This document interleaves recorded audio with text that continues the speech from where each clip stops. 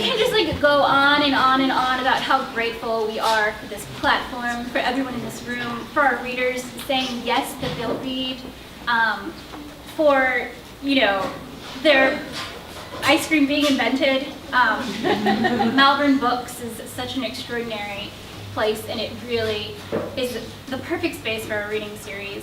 But again, like, this wouldn't happen without you all coming to the events here and buying books and being supportive and telling your friends and sharing on Facebook, Twitter, Instagram, Snapchat. Speaking of Malvern Books, I just wanted to say we were all on a bus going to DC last weekend, but on Inauguration Day, Joe Bratcher, the owner of the store, offered to donate all of the proceeds for the day to Planned Parenthood. And like the community came out, like it's their biggest sale day ever. It was $5,000.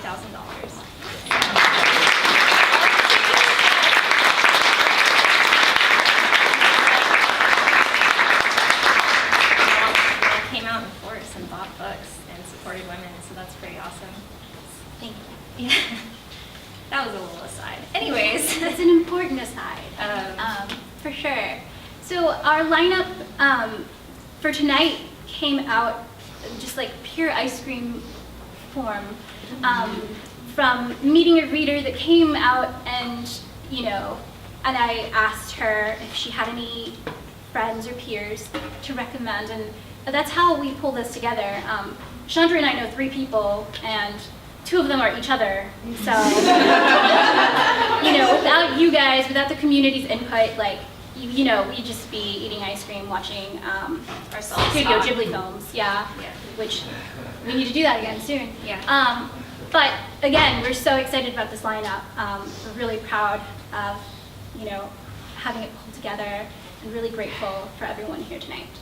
Our first reader for tonight is Micah Ruelle.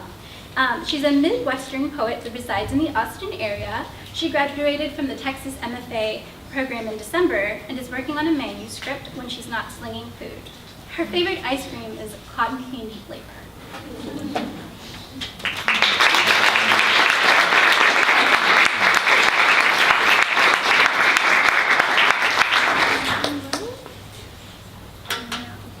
I'll just leave it.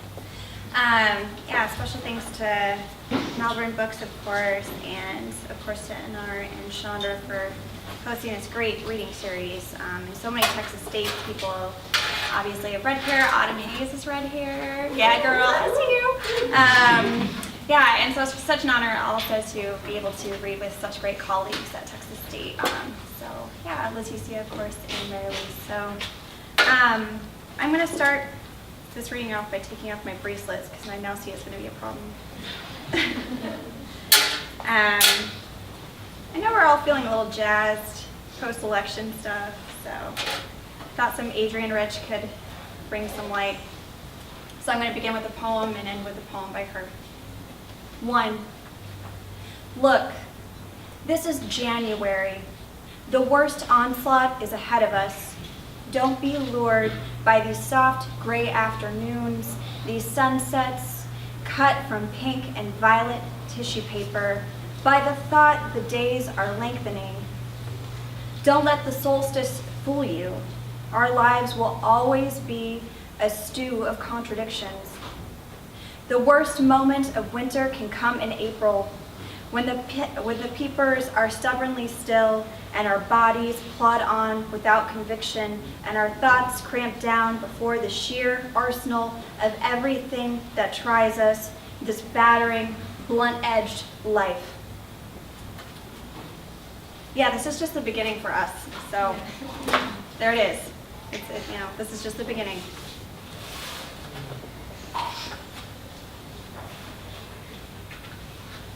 Okay, so I want to start with a poem that is Austin-based and also kind of a beginning of resistance for me. It's called Pride Night.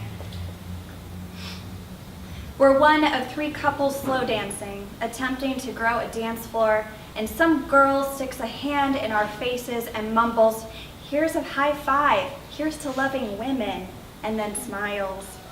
And my girlfriend looks away, holding my back a little closer, But I relent, and I pull a hand away, and I smile, and I give the stranger the feeling that she helped a good cause I hadn't known I was campaigning for by holding E, the ever-lovely E, that gold star E, the unstoppable E who is swaying in my arms like nothing happened because it was beneath her.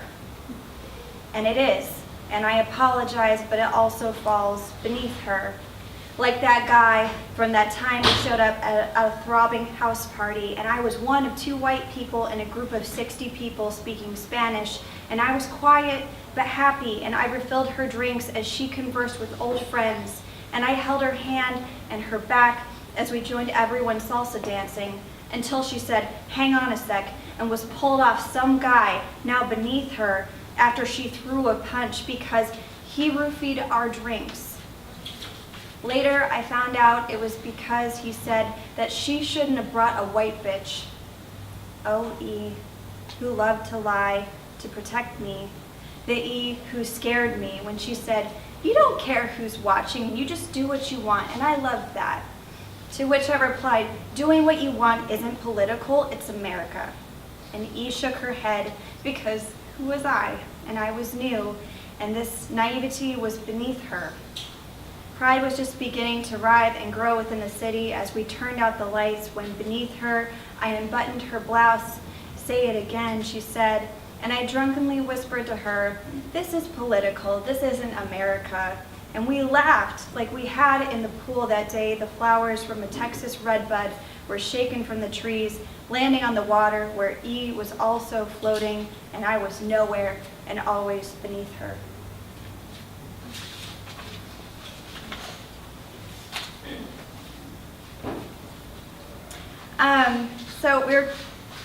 I heard one of the readers earlier talked about beastliness, women being beastly, right?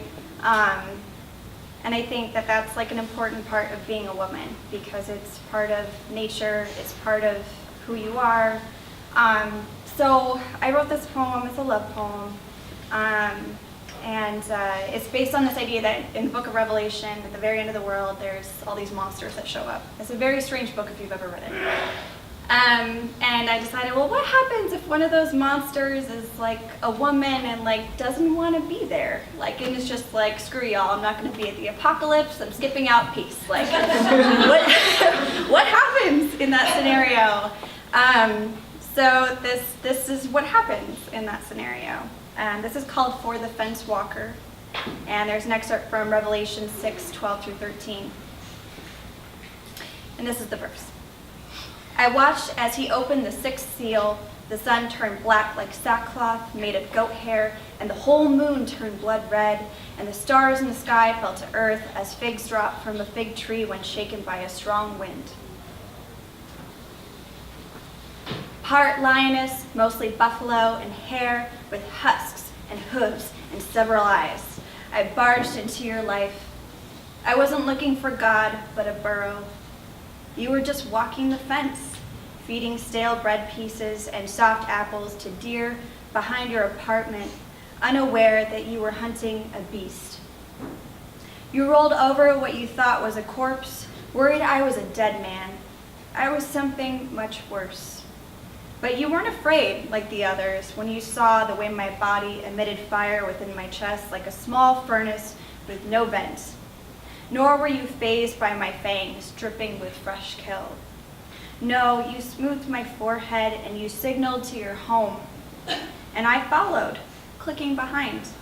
You had no idea at that very moment Armageddon had arrived, heaven and hell in a final brawl. No, you drew a bath. You used a bucket to wash the mud and burrs out of my fur, and I didn't think about the sword I left in the sky when you washed each long ear. You were careful not to flood them too hard with water. I didn't think of the end of the world as, with each eye, you practiced a kind of gentleness using a fresh cloth each time. I could only whimper gratitude in loose English. Ships, shadows, shape, shells, and you wrapped me up in blankets, whispering, anytime, always, akin.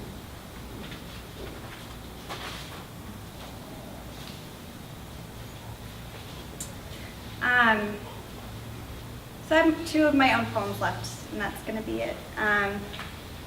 And this poem is not finished. It's still really fresh, but I wanted to read it anyways for tonight. So my father was diagnosed with brain cancer a couple years ago. It's terminal. And so yeah, we're just kind of in that weird space as a family. And in light of the political stuff, we don't talk anymore. And so I was just kind of grappling with who my dad might have been before he was a dad. And also kind of trying to deal with like suffering on a whole, which is what I think we're all kind of dealing with right now. It's called The Tumor. A slim man with black feathery hair carried invisible boulders on his shoulders that were so large they pressed into his brain. They were so heavy and pressed for so long, a small diamond formed behind his right eye.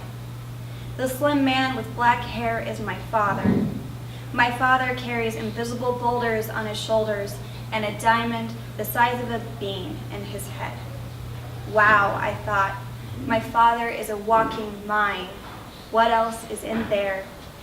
A man whose hair is slicker and blacker, wetted by rain, is my father, who put on his big brown boots, slick from the leather lacquer, and walked up a large hill overlooking Costa del Sol. He watches the lolling, thick black water, lit, immediate, the way a pan flames from grease, and a quick wrist in the ignition of a night boat that would carry him to term in Morocco. This slim man with fine black hair is my father before he is a father. This is my father as a young man. This is the young man gallivanting with other young men across southern Europe and north of Africa, all the way from the Dakotas, where the Lakota still live and roam the prairies in long winters. It was 1975 or maybe 76. The years are a bit blurry because of the now walnut-sized diamond in my father's brain. Maybe the 40 years of invisible boulders on his shoulders that pressed into his brain are pressurizing too fast now. My father runs his hands through his soft gray hair as he laughs about navigating a labyrinth-like souk, lined with rugs, spices, and harvests that he was afraid would swallow him up. The presence of plenty is often overwhelming. The presence of plenty can devour you. But he didn't have any money. He came home an American without souvenirs except for the flashlight thrown in his eyes by policemen on the beach of Tangier, where he tried to steal a few hours of sleep with his friends. The memory of light, the law in Arabic, the pointing of an official finger to the road. You cannot stay here. This is not your home. And he flew home.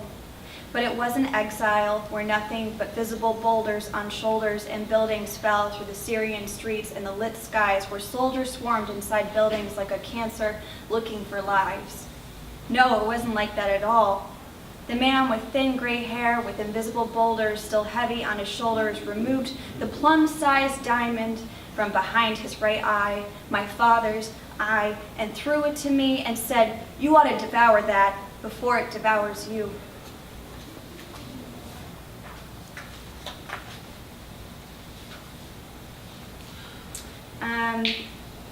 I'm going to read one last Adrienne Rich poem and then one last of my own. I love Adrienne Rich a lot, and of course she understood that just like all other white women, that we're just following suit of a lot of other people of color, especially women that have been paving this way, so white women are just getting on board. And so, that's part of what we're doing. We're trying to figure out how to follow suit. So, I'm going to end with one poem by her and then one poem by me.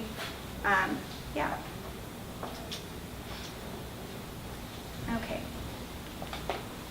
I have wished I could rest among the beautiful and common weeds I can name, both here and in other tracts of the globe. But there is no finite knowing, no such rest. Innocent birds, deserts, morning glories, point of choices, leading away from the familiar. When I speak of an end of suffering, I don't mean anesthesia. I mean knowing the world and my place in it, not in order to stare with bitterness or detachment, but as powerful and womanly, series of choices. And here I write the words in their fullness, powerful, womanly. She's so great. So this is a really old poem that I wanted to read tonight. And I think it's like, our hope is as fierce as everything else, right? And so this is my hope for all of us. It's called Des Moines, Iowa. As a sleepy passenger, I knew we had arrived when the street lights penetrated my slumber, as if a new sun, a buzzing, insufferable one, was on the fritz again. But I did not know I was healed until several days after my return. The thought of leafing through the newspaper did not drench me.